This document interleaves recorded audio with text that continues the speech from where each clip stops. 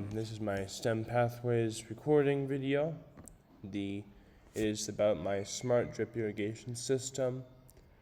And the current problem with the watering system is that the people in charge of watering the plants can forget to water the plants or put too much or too little.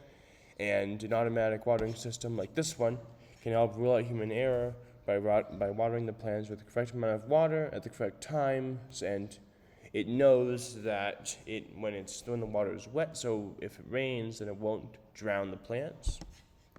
This is the first design of what we tried to make. We used Zane to make it. And there are two separate modules. This one is the valve module, this one is the detector module. And this is the moisture sensor, and moisture sensor, prong, and then the yellow wires coming out of it are telling the Arduino if the water is wet or not.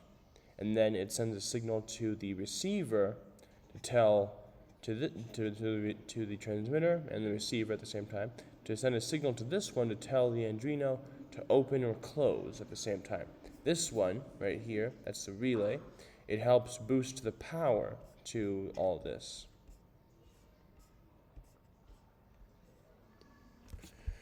And these photos are of the improvements that we made on it. They're see-through, so we can see what's going on, and that we don't have to take the cover off, which is very useful if it's raining.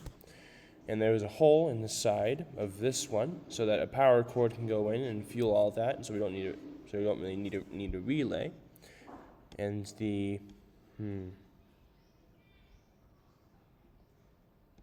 batteries, we put 3 batteries into the detector module, but they'll die after 3 days, and we wire them in parallel.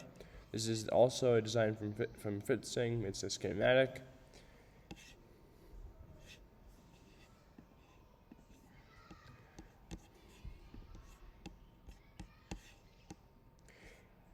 And the casing for and when we were making it, we found out that the casing is not waterproof, which is a problem because of how much rain there is.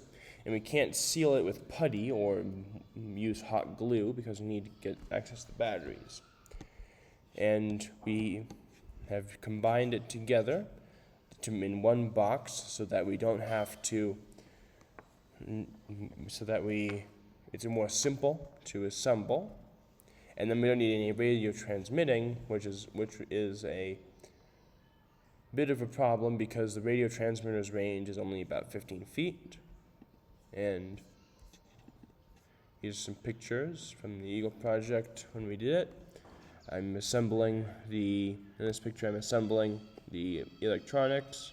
These 4 aren't really listening. In this one, I'm organizing the groups so that we can get things done more efficiently. Mainly we had mud groups and repotting groups. And then this is, if it loads, this is when we were working on it. I'm over here supervising and making sure it's all going well. And that's that.